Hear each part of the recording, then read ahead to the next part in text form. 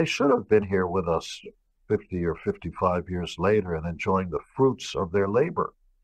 But sadly, they're not. And it's their own doing. You know, they were in and out of the band three different times.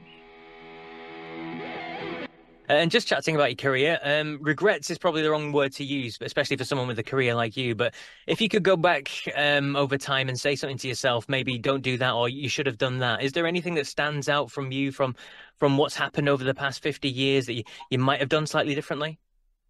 Well, I'm sad in retrospect. You know, hindsight's 2020. I'm sad that I wasn't more hard on Ace and Peter, the two original guys who played guitar and drums in the band. Uh, I'd never been high or drunk and never smoked cigarettes, so I've always been an outcast in that way. The rest of the world seemed to be drug fueled, and especially in England, once the bell rings and people go off work, they all run to drink. And I always found that so peculiar. Pub, pub, pub, pub, pub. Well, let's go meet someplace. Pub. In America, pub means nothing, you know. They don't know that word. Pub is a publication. Your pub comes from public hall, the only place you were allowed to gather in the feudal era when the lords didn't want you gathering on the street and talking, and they'd give you lots of booze so that you'd say silly things and not worry about the fact that you're starving to death. Yeah. So we never had that cultural idea. We never had lords. And bars in America were much more restricted. They had to close by a certain time. And so I forgot my train of thought. Where were we going? You said that one thing you would like to have done is be a bit harder maybe on Ace and Yeah, yeah. Ace and Peter, unfortunately, who have as much credit for the beginning of the band as Paul and I do. There's no question there was that chemistry.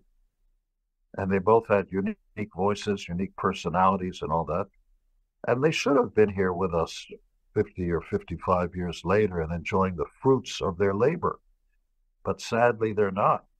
And it's their own doing. You know, they were in and out of the band three different times. They were let go three different times because of the same old thing. It's not even unique. Go to almost every band, you'll find people ingesting stuff more than the bum on the street corner, except they're richer and they can afford to ingest more. Sad.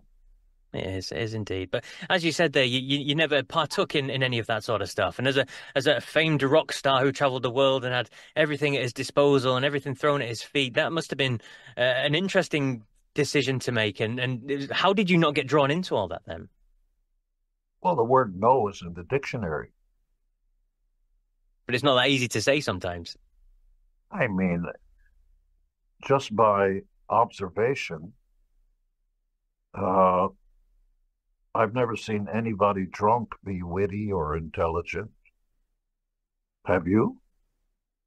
And people who are high sound like aliens, and people who smoke stink like ashtrays. Look, I can understand if smoking or drinking or getting high would make you smarter, richer, uh, made your schmeckle bigger, made you more attractive, like all those things that we all wish we had. I wish this, I wish that, I wish that. But nothing happens really. In fact, you'll probably throw up on the shoes your girlfriend just bought. You won't be witty.